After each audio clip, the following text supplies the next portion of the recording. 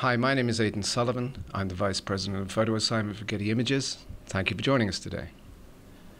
Behind every image there's a story, and whether that story is told by a Getty Images photographer, filmmaker, or editor, one constant remains: the passion we share for all types of imagery.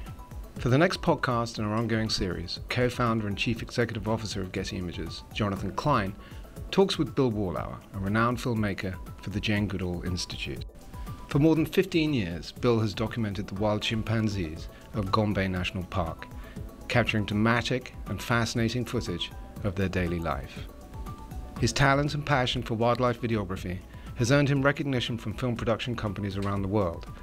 Getty Images is honored to represent this remarkable collection of footage, enabling creative professionals to address environmental stewardship, species protection, and conservation topics in their projects. Today, Bill shares with us what it's like to work alongside these remarkable creatures, capturing thought-provoking, intimate, and charming footage that further educates audiences about just how close we are to chimpanzees. Well, firstly, Bill, I want to thank you very much for joining me today. You're a very special guy for many, many reasons, not least because this is my first podcast with a filmmaker. So why don't we start by asking you, how did you become a filmmaker? What got you started doing what you do? I got started as a filmmaker through a series of incredibly fortunate events. Started with meeting Jane Goodall in 1989 while I was a Peace Corps volunteer in Tanzania. After my Peace Corps stint was done, I shifted to Gombe National Park and started working for her in 1992. And luckily, I had a video camera with me. I bought, this is when the little high-8 cameras were first coming out, and started using that to just document kind of what I was doing out in the field. My original job didn't have anything to do with filmmaking or videography. And in fact, I knew nothing about chimps when I arrived and nothing about filmmaking. And now I've spent the last, 18 years as a chimp filmmaker. I think you asked me, what inspires me about filmmaking and what do I hope to do with my footage. My goal in life is to be a fly on the wall. Yeah. Obviously, they know I'm there. I keep a good, safe distance because we're very dangerous to them from the disease transmission aspect. Because they're so similar to humans, they could catch any disease that I might be carrying, and I might have an immunity to a cold that I could breathe out. They could get that and die. In short, the reason you became a filmmaker was Jane. It was, absolutely.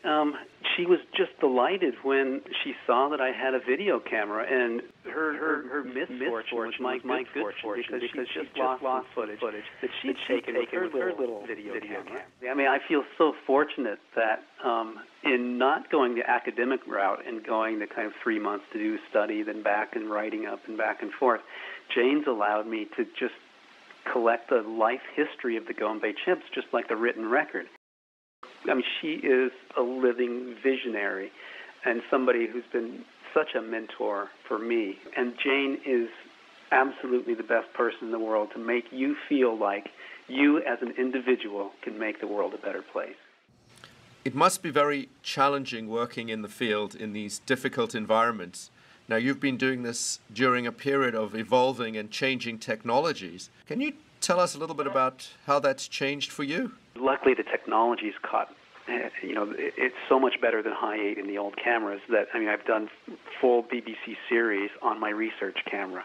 The little digital cameras that came out in '97 are good enough to do a series.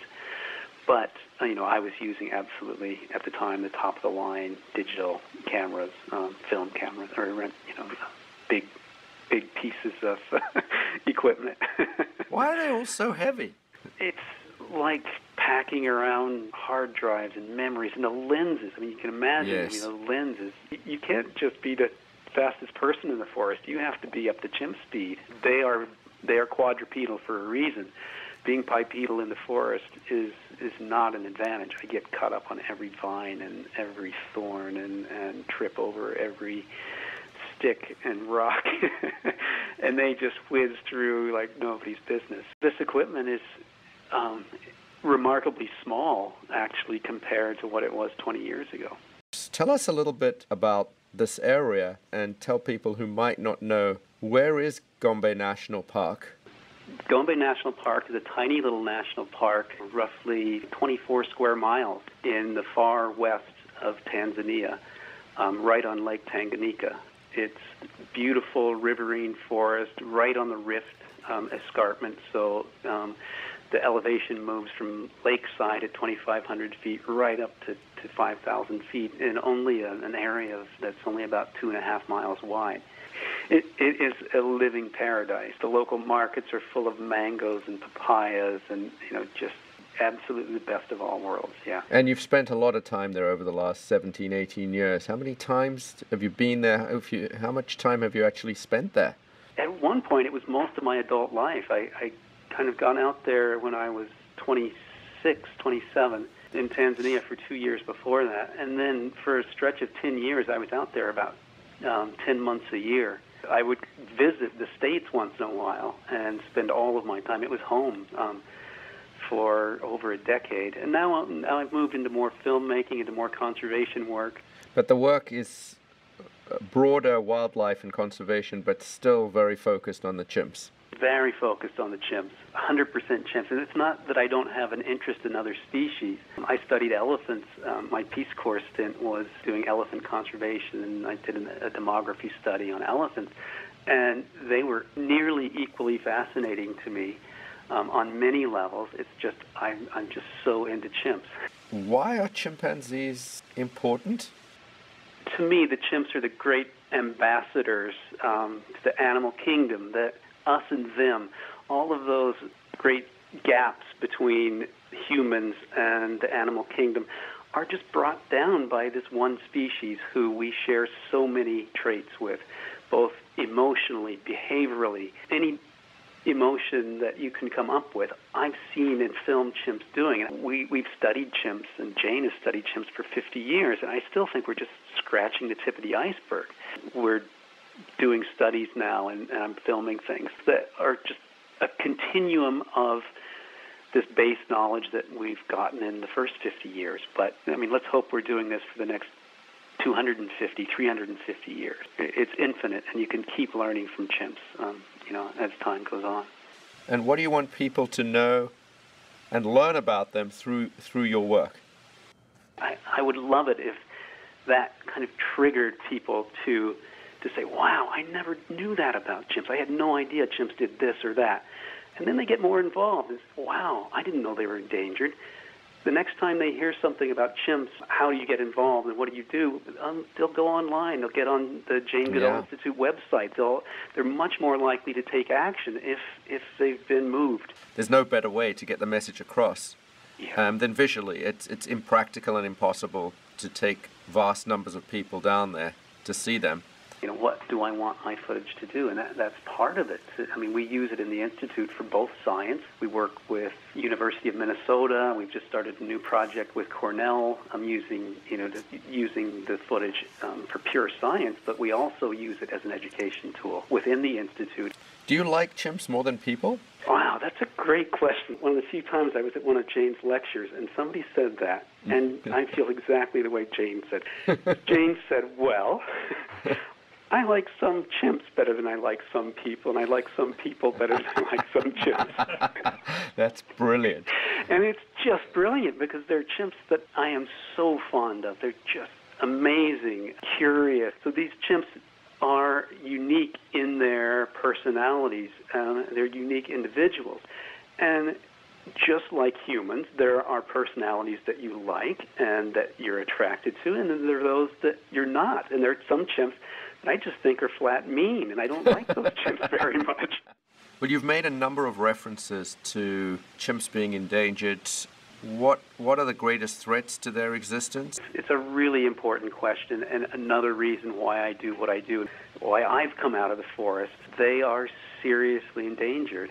Within the last 50, 100 years, before European man, that is in equatorial Africa, there were as many as 1 million chimps.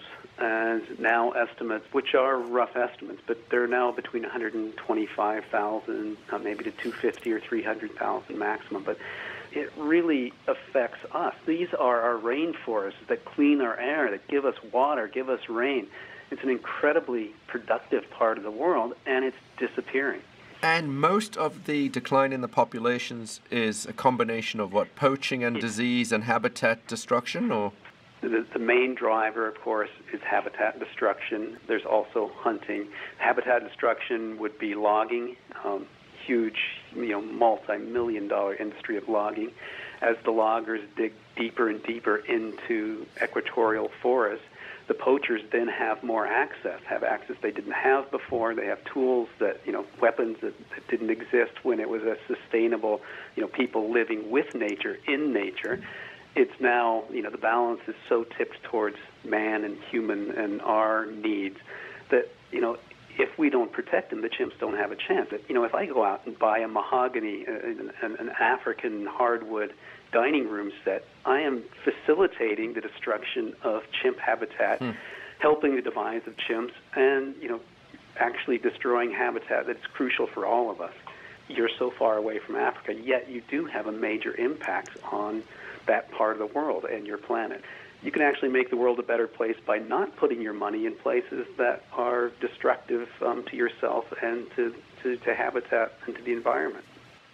Let's look at this clip. It's so human. This is Gaia, and she's grabbed a big wad of leaves, and she's sponging them down into the water. And I think it probably tastes better because she could just lean over and drink out of that.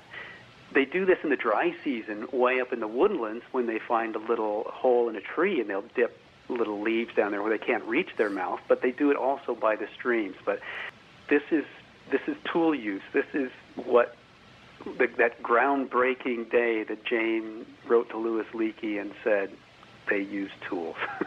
That's amazing. And this was way back in the early 60s. And, now we know they have a huge toolkit.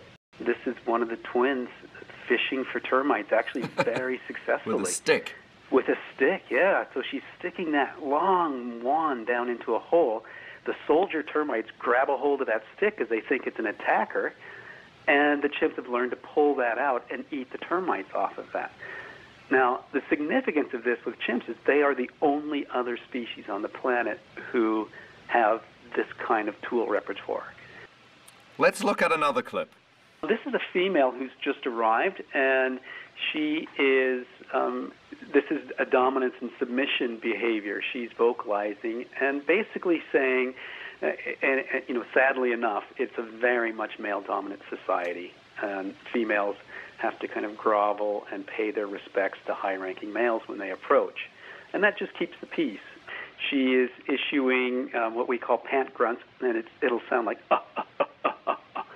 and that's basically saying, I respect you. And then, she calms down as soon as he starts grooming her, and kind of, as long as there's some kind of physical contact, then she mellows out. What's happening to the uninitiated, if you could talk us through that? This is Fanny, the oldest daughter, with her infants, Fudge and Fundi. She is very meticulously grooming her infant. Grooming is kind of the social glue of chimp culture. It's that not only does it rid you of parasites and kind of dirt and any burr or sticker that you might get into, it also is this.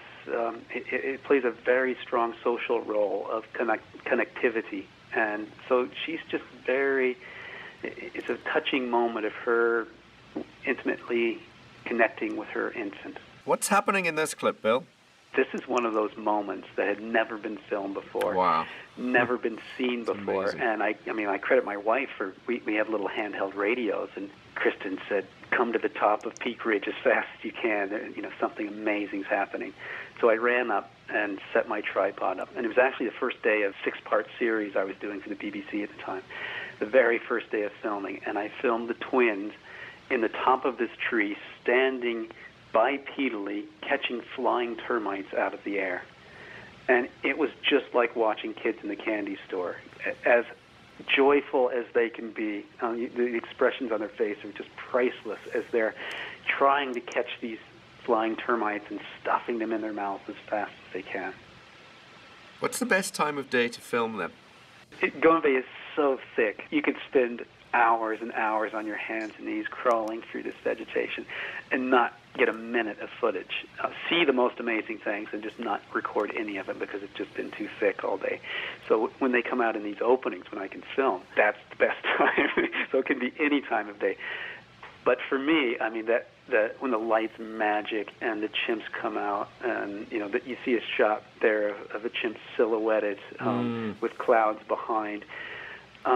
It's just those special moments like that. The light, the behavior, everything just comes together to make a memorable moment. I will remember forever, and I hope that people, when they see it, will be moved equally when they see something like that.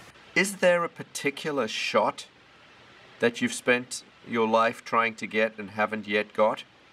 Well, with every film comes a new challenging shot list, something that hasn't been shown or shot in that particular way. But, I mean, that is the beauty of both wildlife filmmaking and especially chimps, is that they can blow your mind any given day, and that's why I still love spending time with them. Do you think they learn anything from us? In the wild, I hope not. I hope that they can...